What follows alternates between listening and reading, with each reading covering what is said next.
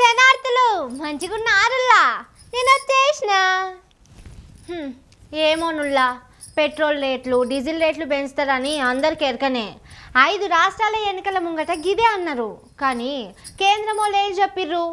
లేలే గసోనిది ఏం ఉండది, రేట్లు పెంచుతలేము అన్నరా. గా ఓట్ల పంచాది ఓడిచిపోయి సీఎంలో అయ్యి వారం కాలేదు, ఎమ్మటే రేట్లు పెంచరు కదా పాడాయి. మళ్ళా కూడా పావులా ₹1 కాదు, ఏకంగా పెట్రోల్ మీద ₹3, డీజిల్ మీద ₹3 పెంచరు కదా. మోడీ సర్కార్ కథ గట్లుంటుంది మరి. సరే తీర్రి, ₹3 పెంచితే ₹30 పెంచినా మేము పోపించదు ₹100 అనేటోళ్ళు ఉండనే ఉంటారు. కానీ ముందుగాళ్ళైతే మనం పెద్ద వార్తలు చూద్దాం పారి. పెంచిర్రుల్లో పెట్రోల్ రేటు ₹3 పెంచి హీటు.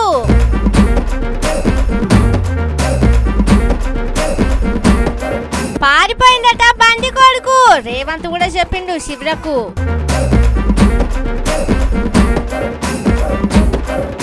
నా పేరు వాడద్దంటుండు సంజయ్ అన్న, కొడుకును దూరం చేస్తున్నవేందన్నా. టీమ్స్ పోయిండు కేటీఆర్, ఎట్లుందో చూసిండు దవాఖాన తీరు.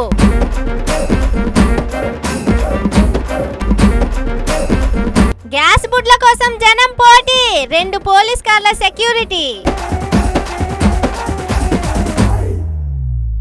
దేవుడా, ఓ మంచి దేవుడా, మా తెలంగాణ పోలీసులకు జర ఎక్కువ తెలివిని స్వామి.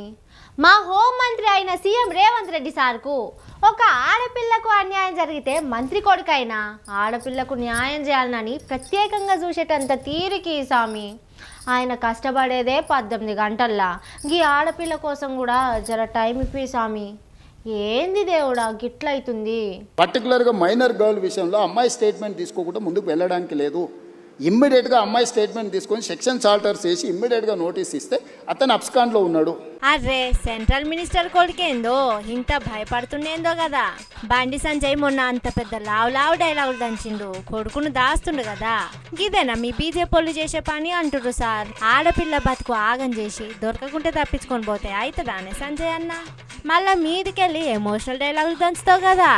కొడుకు నేనేం తప్పు చేయలేనా, మేము ఫ్రెండ్స్ ఉన్నానా, మేము తప్పు చేయలే, కలిసి ఉన్నాం, ఇలా విడిపోయినాం, నేను ఏ తప్పు చేయలే, నిజాయితీగా బయటికి వస్తా చెప్పి ఇలా నా కొడుకు ఎప్పటికన్నా నేను సమర్థిస్తలేనన్నా.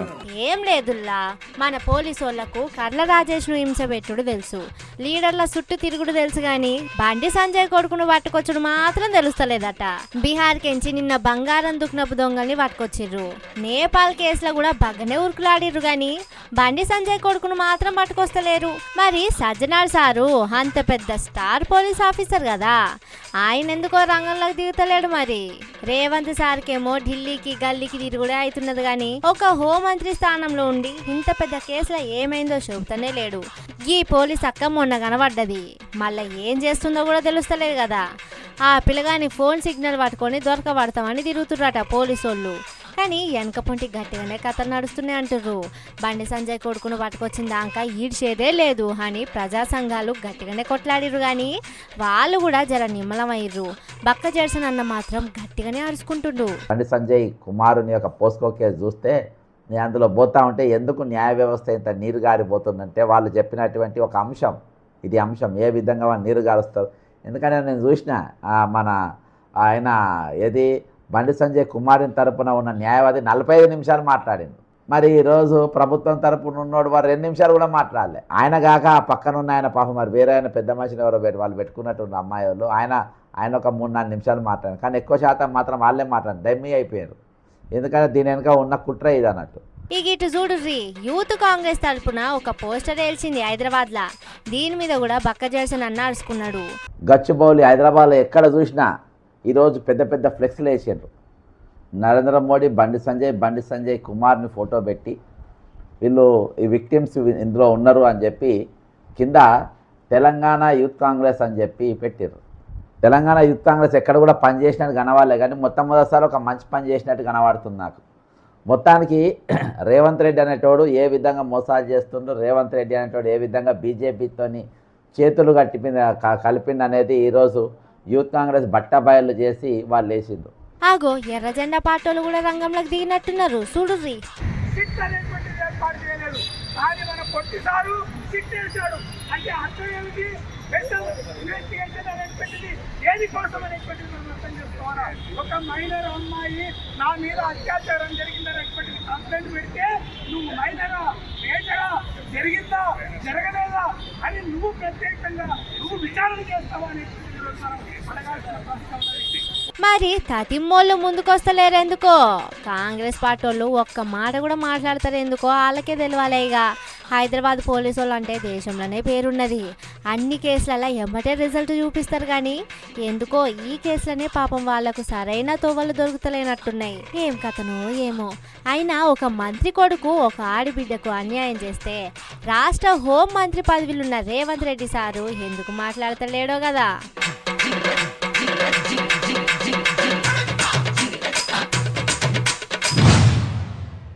పుత్రుడు పుట్టినప్పుడు కాదు, పలువురు మెచ్చినప్పుడు గా తండ్రికి పుత్రోత్సాహం కలుగుతుంది అంటారు కదా. కానీ బండి సంజయ్ అన్న సుపుత్రుడేమో నలుగురు మెచ్చుడు కాదు కానీ 4 కోట్ల మంది జనాలు తిట్టుడు మీద ఉండే. పాపం గా తండ్రి గోస చూడాలి. అరెరే ఎంత గోస ఎంత గోస. పాపం బండన్న కొడుకు చెడు తిరుగుడు తిరిగేటప్పుడు తెలియదు కావచ్చు. చదువుకునే కాడ స్టూడెంట్స్ను కొడితే ఇవాళ తిట్టుకుంటారు, రేపు కొట్టుకుంటారు, ఎల్లుండి దోస్తులు అవుతారు అన్నాడు. నిన్న మొన్ననేమో నాన్న అట్లా కాదు నాన్న ఇట్లా కాదు నాన్న కలిసున్నాం నాన్న ఇప్పుడు విడిపోయినాం నాన్న అని చెప్పిండు నా కొడుకు అని ఓ చెప్పకొచ్చిండు. నా కొడుకు నేనేం తప్పు చేయలే నాన్న, మేము ఫ్రెండ్స్ ఉన్నానా, మేము తప్పు చేయలే, కలిసి ఉన్నాం, ఇలా విడిపోయినాం, నేను ఏ తప్పు చేయలే, నిజాయితీగా బయటికి వస్తా అని చెప్పి ఇలా నా కొడుకు ఎప్పటికన్నా నేను సమర్థిస్తలేనన్నా. అర్రే ఇంత చెప్పిండా? సడన్గా ఇప్పుడు ప్లేటు పిరాయించిండు కదా. బండి సంజయ్ సుపుత్రుడు పోక్సో కేసులో ఇరుక్కుండు కదా. గా కేసులనట సార్ పేరు వాడొద్దట. కోర్టుకు పోయి పర్మిషన్ కూడా ఇచ్చుకున్నాడు. గదేంది సంజయ్ అన్న, పలానా బండి భగీరథ అంటే నీ కొడుకే గానే. గా పిల్లగాడు చదువుకునే కాడ ప్రోగ్రెస్ రిపోర్ట్లా నువ్వు కాదా అనే సంతకం పెట్టింది. గా పిల్లగానికి ఏదన్నా ఈ దావకాన్ల పడితే నువ్వు కాదా అనే సంతకం పెట్టేది. గా పిల్లగాన్ని అడ్డం దిడ్డం పెంచినావు గాని సక్కంగా చదివిపించి విద్యాబుద్ధులు నేర్పించి వరల్డ్ కప్ కొట్టుకొచ్చేటంత పేరెళ్ళితే బండి సంజయ్ కొడుకు అనే కదనే అంటారు. ఇప్పుడు కేసులో ఇరికినప్పుడు కూడా వాళ్ళ అవ్వయ్యలను పిలిచి దడిపించినవాట కదా. ఇప్పుడేందే సడన్ లా కొడుకు కేసులో పేరు వాడొద్దంటున్నావట. మీ బిడ్డే గానే బండన్న. నా కొడుకు తప్పు చేయలేదు, శుద్ధ పూసల లెక్క మట్టిల మాణిక్యం లెక్క బయటకు వస్తాడు అనుకుంటా దూరం దూరం పోతున్నావట. అంటే పిల్లగాడు పురాగా ఇరక్కబోతున్నాడు. వానితోనే నా పేరుంటే నా రాజకీయం కూడా పాతాళంలో పడుతుందని భయపడుతున్నావానే. దీన్ని బట్టి చూస్తుంటే కొడుకేదో తప్పు చేసిండని నువ్వే చెబుతున్నట్టుంది గానే బండన్న. ఇటు చూడుర్రి గా పాటోళ్ళు కూడా మాకు సంబంధమే లేదంటారు. గా పాటోళ్ళు ఇప్పుడు తప్పు చేసిన వాడికి రెస్పాండ్ ఎవరు కావాలంటే పోలీస్ ఇన్వెస్టిగేషన్. మేము దానికి అడ్డు పెట్టలే కదా. అది ఒక కుటుంబం. నేను మొన్న ఫస్ట్ స్టేట్మెంట్ ఇచ్చాను. ఇది ఒక కుటుంబ విషయము. ఫాదర్ తప్పు చేస్తే ఎస్ మా పార్టీ మెంబర్ కాబట్టి మేము అడుగుతాము చేస్తాము. ఆ ఇంట్లో ఏమన్నా పొరపాటు చేస్తే అది పోలీస్ ఇన్వెస్టిగేషన్ చేయాల్సి ఉంది, అది వాళ్ళు తేల్చాల్సి ఉంది కదా.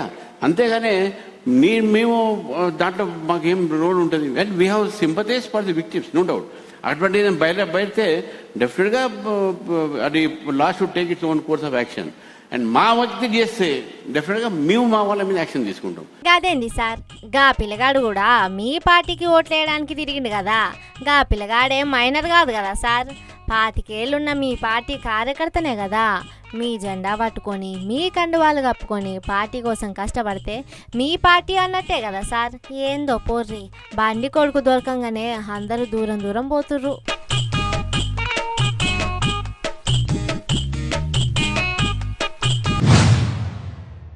అరే ఏందప్ప సంగప్ప గిట్లుంటుందా న్యాయం? అరే లీడర్గా ఎదగాలంటే జనాలకు సేవ చేయాలి, జనంతోని కలిసి మెలిసి తిరగాలి, వాళ్ళకు కష్టం వస్తే నేనున్నా అని భరోసా ఇవ్వాలి. అంతేగాని ఒక బాధితురాల్ని తిప్పలు పెట్టొచ్చున చెప్పుర్రి. పాపం గా తల్లి గోసేందో లేక చూస్తే తెలుస్తుందిలా. బండి సంజయ్ మంత్రి కాబట్టి ఆయన కొడుకుకు ఆడింది ఆట పాడింది పాట నడుస్తుందని అందరికి ఎరకనే కదా. గా పిల్లగాడు ఒక బుజ్జితో దోస్తాన్ని వేసి నమ్మించి షికాకు చేసిండని చూస్తూనే ఉన్నాం కదా. అగోగా బాధితులు కేసు పెట్టాలని పోలీస్ స్టేషన్లకు పోవుడు, ఈ పెద్ద మనిషి వెనకకు తీసుకొచ్చుడు, మంత్రి గారి కొడుకు కోసం మంత్రి గారి దోస్తు తిప్పలు పడుతుండు అన్నట్లు.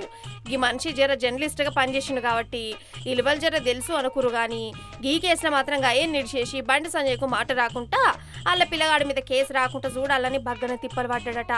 ఏం తక్కువ 10 ఏళ్ల సంధి మీడియాను వదిలేసి జనంలో తిరుగుతున్నాడు గాని ఈ సంగప్ప పేరు జనాలకు తెలియదు. వార్డు మెంబర్ కో సర్పంచ్ కో పోటీ చేసినా గెలుచుడు కష్టమేనట.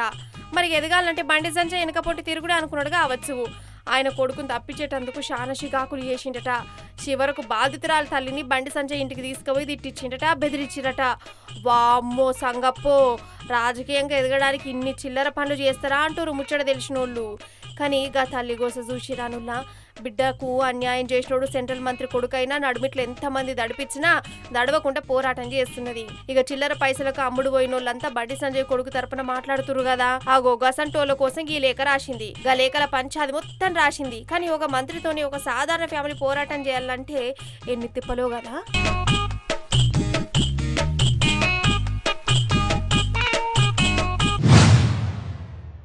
ఎవరుల్లా ఎవరైనా అవుతుందా చెప్పుర్రి?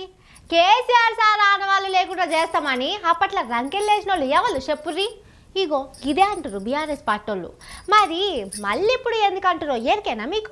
దేశం మొత్తంలో సర్కార్ దవాఖానలు అంటే ఎట్లుంటాయో ఎరకనే కానుల్లా. ఇగో టీమ్స్ చూడుర్రి. సనత్ నగర్ దిక్కు ఈఎస్ఐ ఆసుపత్రి ఎదురుగా ఉంటుంది. గిట్ల కట్టుడు ఎవరితోనవుతుంది? కేసీఆర్ సార్ బాగానే కట్టింది కానీ మొత్తం పూర్తి కాక ముంగట్నే 10 లక్షంచి దిగిపాయే. గది అట్లనే పడావు పెడుతుండు గిరేవంతాలు సారు. అగో దవాఖాన ఎట్లుంది ఏం కథ చూద్దామని పోయిండు కేటీఆర్ సారు. హైదరాబాద్ అంటే గాంధీ లేకపోతే ఉస్మానియా లేకపోతే నిమ్స్, కానీ అట్లా కాదు. హైదరాబాద్ లోని ప్రజలకు కూడా బ్రహ్మాండమైన వైద్య సేవలు ఢిల్లీలోని ఎయిమ్స్ తరహాలో అందించాలి అనే లక్ష్యంతో కేసీఆర్ గారి నాయకత్వంలో హైదరాబాద్ మహానగరంలోనే 4 చోట్ల Telangana Institute of Medical sciences పేరిట ఒక బృహత్తరమైన యజ్ఞానికి ఆనాటి ప్రభుత్వం శ్రీకారం చుట్టడం జరిగింది. మొన్న నడుమ ట్రయల్ రన్ అని ఏదో చాలా చేసినట్టే చేసిర్రు, మళ్ళా అట్లనే ఉంచిర్రు. మరి ఓపెనింగ్ డేట్ ఎప్పుడు అంటే 6 నెలలకు పెంచుకుంటూ పోతుర్రు. కానీ ఈ దవాఖాన కట్టింది ఎందుకో చెప్పుకొచ్చిండు చూడుర్రి కేటీఆర్ సారు. ఎయిమ్స్ తరహాలో టీమ్స్ ఉండాలి. All India Institute of Medical Sciences లాగా Telangana Institute of Medical Sciences ప్రాణాపాయ స్థితిలో ఉండే రోగులకి, నిరుపేదలకి, మధ్యతరగతి ప్రజలకి అందరికీ అందుబాటులో ఉండాలన్న ఉద్దేశంతో ఇక్కడ చెస్ట్ హాస్పిటల్ ప్రాంగణంలో 53 ఎకరాల స్థలాన్ని తీసుకొని టిమ్స్ నిర్మాణం చేయడం జరిగింది. ఇందులో ప్రస్తుతం 22 ఎకరాలు వినియోగంలోకి వచ్చింది. చాలా అత్యాధునికంగా ఇక్కడికి వచ్చి చూస్తే ఏ కార్పొరేట్ హాస్పిటల్ ని కూడా తలదన్నే విధంగా ఈ రాష్ట్రంలో ఉన్న పెద్ద పెద్ద కార్పొరేట్ హాస్పిటల్స్ కి ధీటుగా ఇవాళ ఈ అద్భుతమైన హాస్పిటల్ కు శ్రీకారం చుట్టినందుకు. అయినా రేవంత్ సార్ అంతా అయిపోయే కదా, జర చిన్న పనులుంటే చూసి ఓపెనింగ్ చేస్తే ఈ తీర్ల దవాఖానకు వచ్చి వైద్యం చేయించుకుంటారు కదా సార్. సర్కారు దవాఖానలు ఎట్లుంటాయో ఎట్లా కంపు కొడతాయో అని గా దిక్కు పోనోళ్ళు ఎంతమంది గసొంటోళ్ళకు జర నమ్మకం కలిగేలే కదా సార్.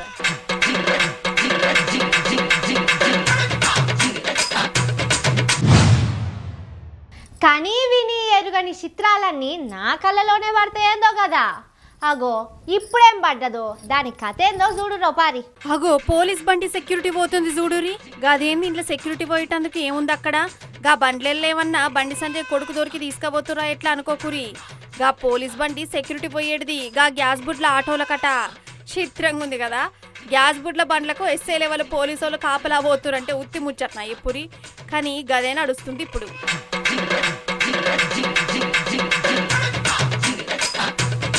గ్యాస్ బుడ్ల కోసం జనాలు ఎన్ని తిప్పలు పడుతున్నారో చూస్తూనే ఉన్నాం కదా. దారి దొంగ లెక్క జనాలు నుక్కబోతారేమో అని భయంతో గీ తీర్లు చేసిరట. మరి భయం ఉండదా అనుల్లా? 1 కాదు 2 కాదు 4 బండ్లకు బండలెత్తిర్రు. అన్ని ఒకే దిక్కు పోతున్నాయి. అందుకే ముందొక ఎస్ఐ వెనుకొక ఎస్ఐ ఉండి భద్రంగా తీసుకువీరట. మహబూబాద్ దిక్కు గ్యాస్ బుడ్లకు బాగా తిప్పలైతుందట. అందుకే ముందు జాగ్రత్తగా పోలీసులు ఈ తీర్లా ఎస్కాట్ చేసిరు. కానీ మొన్న కరువు నడిచిన రోజుల్లోనే ఉత్తమ్ సార్ ఏం ఫికర్ లేదన్నాడు కదా, ఇంకా గట్లనే తిప్పలైతున్నాయా అనుల్లా?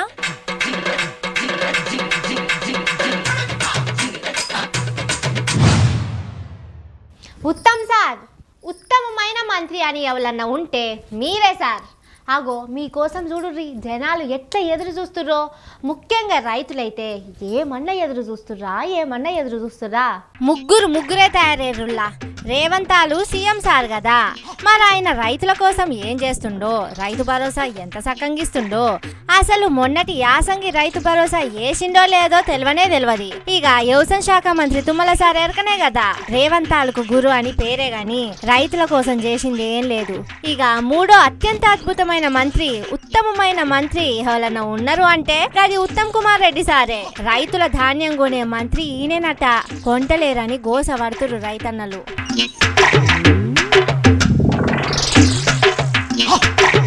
మరిగా మంత్రి ఉత్తమ్ సార్ ఏం చేస్తుండయ్యా అంటే హైదరాబాద్ లా కాంక్లేవ్లు గవి గివి అనుకుంటా మస్తు ఎంజాయ్ చేస్తున్నట్టున్నాడు. నిన్న ఒక్క పూట ఖమ్మంది కురికింది కదా, పొంగులేటిసారి ఏరియాలో కొనకపోతే పంచాది ఎందుకులే అని పోయినట్టున్నాడు. మళ్ళొచ్చి చల్లగా ఏసీ రూముల్లో కూర్చొని ఉంటాడు. ఇంకేమంటాం చెప్పుర్రి. అరే రైతులు ఎంత గోసపడుతుర్రు ఏం కథ, గింతనైనా అనిపించదా ఉత్తమ్ సార్ అంటుర్రు జనాలంతా. అయినా ఉత్తమ్ సార్ తోని ఏమైతుందిల్లా, తడిసిన తట్ట కూడా లేవదు. ఈయన రాజకీయంలో ఏం చేసిండని గన్ని గనం శాఖలు ఇచ్చిండో అనేటోళ్ళు ఉంటే ఉండొచ్చు, గది వేరే ముచ్చట. గాని ఒక్క శాఖ సక్కంగా చూసుడు లేనట్టుంది కదా సార్ కథ చూస్తుంటే.